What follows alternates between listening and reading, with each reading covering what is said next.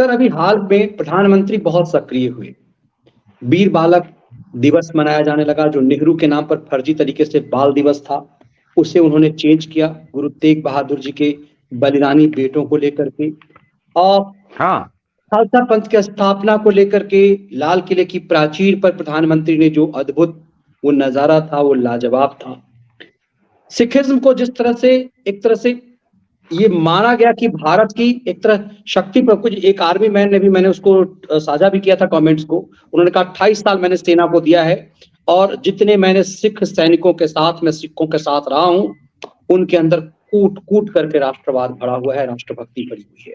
भारत की आजादी से लेकर के भारतीय सेना में जो बाहुबल का प्रदर्शन सिखों का होता है अक्सर राष्ट्र रक्षक के रूप में, क्या प्रधानमंत्री की जो सक्रियता बढ़ी है, इन लोग इस खालिस्तान गैंग के खिलाफ सिखों को जिस तरह से इस शाहीन साजिश के दौरान जो कुछ खालिस्तानी गुंडे जो आए थे लंगर लगा करके उन्हें सिख दिखाने की कोशिश की गई, बेसिकली वो खालिस्तानी गुंडे थे जो सिखिज्म का जो आवरण ओढ़े हुए थे, उससे एक षड्यंत्र किया गया।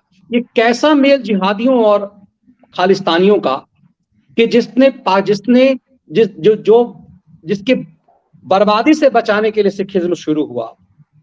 सबसे बड़ी बात, एक आपको इंटरेस्टिंग जो याद होगा, मैं नाम बोल रहा हूं, पाकिस्तान में जो एक उग्रवादी है, एक सिख चेहरा है, वो बेसिकली सिख है नहीं, लेकिन उसे सिख नाम दिया गया और वो एक तरह से खालिस्तानी एजेंडा वहां चला रहा है। पूरे लाहौर से सिखों को खत्म कर दिया गया, फिर भी पाकिस्तान से खालिस्तान को प्रश्रय मिल रहा है। ये पूरा खेल जिसको समाप्त करने की मोदी ने जद्दोजहद की, क्या ये मोदी की उसी सक्रियता के कारण ये बैकबॉन्स है? क्या ये उसी का विद्रोह है, ये खालिस्तान मूवमेंट, जिस तरह से प्रधानमंत्री मोदी ने?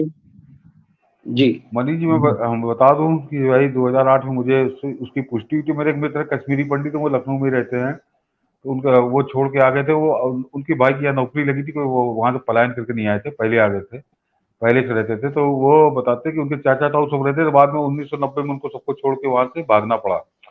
लेकिन उस समय मनीष जी वो बताते थे कि कश्मीर में कोई आर्मी की भी जो पोस्टेड होती है, जो सिपाही तैनात होता है, तो कहीं सिख तैनात नहीं किया जाता।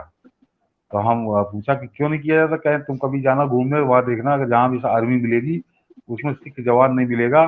उसकी वजह यह है कि ये इतना डरते हैं उनसे कि अगर एक सिख आर्मी का एक सिख खड़ा है तो कहें पूरे मोहल्ले में दहशत होती है इनके।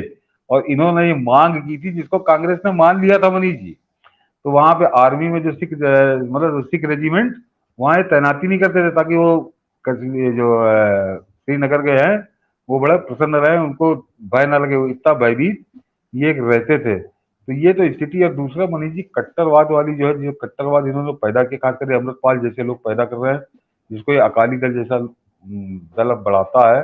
हालांकि बहुत शिकार वो भी हुआ है कि मनीष जी बड़ा चर्चित किस्सा है, मैं उनका नाम अभी भूल रहा हूँ। एक संत थे, पंजाब के बड़े प्रसिद्ध संत थे, और भगत सिंह जेल में बंद थे। भगत सिंह की लोकप्रियता आकाश पे थी, तो उन्होंने उनसे साथ मिलने की मांगा समय। तो पूछा गया तो भगत सिंह ने कह दिया ठीक है, मुझसे मिले, बात करें। तो उसके बाद उनको किसी ने समझा दिया कि उनके भगत सिंह ने बाल कटवा दिए, केस कटवा दिए, वो तो टोपी लगाते, मतलब अब वो पगड़ीदारी नहीं है।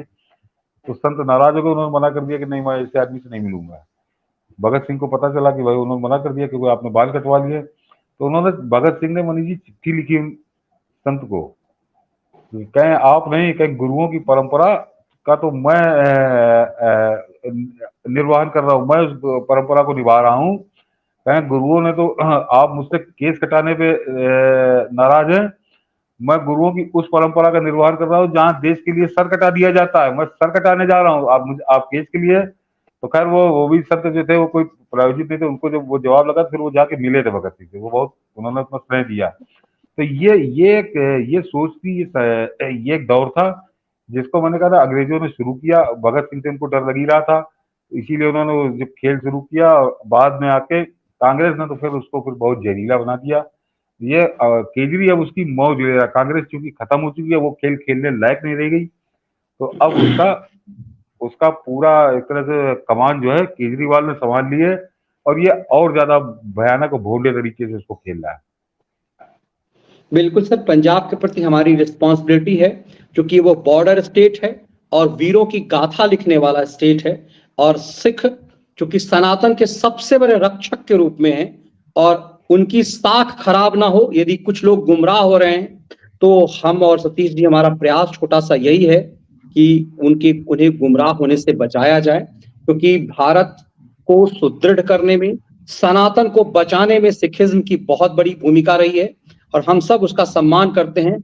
जिहादियों के साथ सिखिज्म का कोई वास्ता नहीं हो सकता, और खास करके उस पाकिस्तान में जहां से सिखिज्म का नामो निशान मिटा दिया गया, वहां यदि संरक्षण मिले तो शातिर खेल को समझा जा सकता है, चाहे वो कोई भी खेल रहा हो। सर, मुझे पूरा विश्वास है कि जिस ढंग से प्रधानमंत्री मोदी एक्शन में है, कल और हम और आपने इंडिया टुडे कॉन्क्लेव में उनके ताल ठोकने का संदेश जो उन्होंने दिया था, आज एक तरह से जमीनी अमल राहुल गांधी के घर पे दिल्ली पुलिस की एंट्री से हुई। ये सामान्य मामला नहीं है कि राहुल के घर पे एंट्री हो गई।